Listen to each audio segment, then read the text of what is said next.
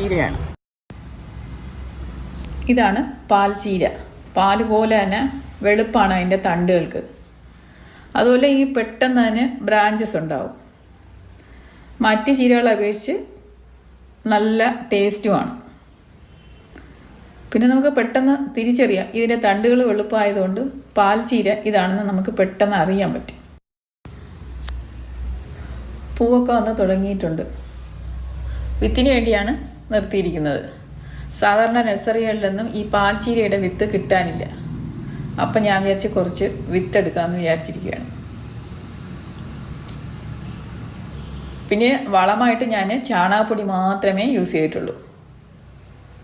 മണ്ണും ചാണകപ്പൊടിയും 2:1 എന്ന അനുപാതത്തിലാണ് ഉപയോഗിച്ചിരിക്കുന്നത്. അപ്പം എല്ലാവർക്കും ഇത് വീട്ടിൽ നട്ടുപിടിപ്പിക്കാവുന്നതേ ഉള്ളൂ.